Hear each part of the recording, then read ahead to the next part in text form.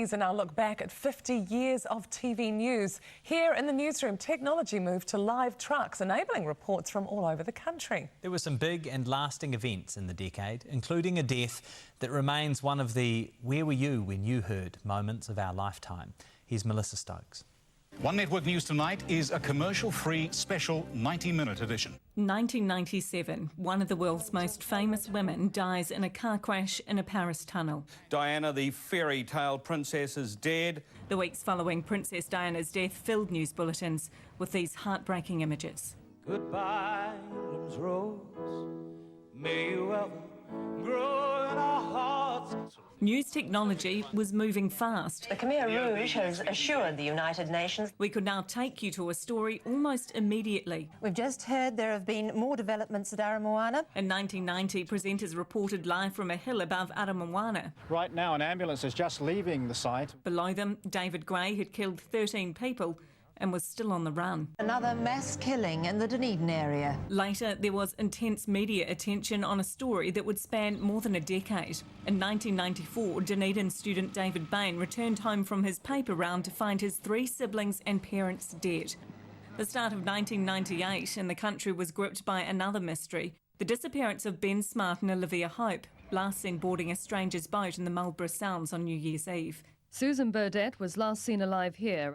The 90s saw plenty of tragedy. The lights were on tonight at the World Trade Center, but no one's home, except investigators. A school massacre in the United States. 2 students run amok with guns, explosives and a grudge, killing up to 25 people. Billy T's wife has arranged a memorial service to be held here at Auckland's St Matthews in the city at 10 o'clock next Wednesday morning.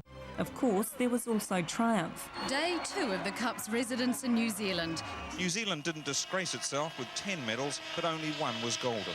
Thanks to Dolly, the world is a step closer to the possibility of human clones. Brent Fraser, One Network News. People finally got a glimpse of the world's most famous prisoner. Nelson Mandela charmed us when he visited in the mid-90s, greeted as a rock star for most of his visit. New Zealand shone at the Oscars in 1994. Anna Paquin, the piano. Anna Paquin, breathless and just 11 years old. Grasping an Oscar for Best Supporting Actress for the film The Piano. I'd like to thank the Academy for the honour of letting me be here today. Its writer, Kiwi Jane Campion, also taking home a Gold Friend for Best Screenplay. The same year, a live event with all the makings of a Hollywood script.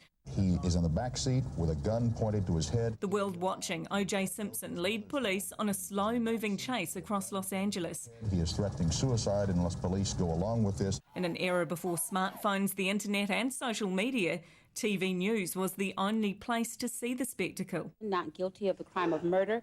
America was to be consumed by an even bigger scandal in 1998. I did not have sexual relations with that woman, Miss Lewinsky.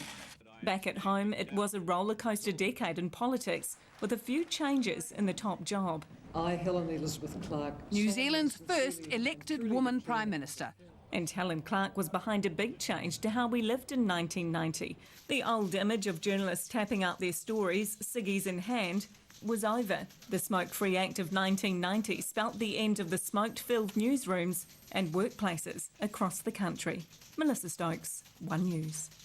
And don't forget, you can continue to reminisce on our website, onenewsnow.co.nz. Tomorrow night, we turn our attention to the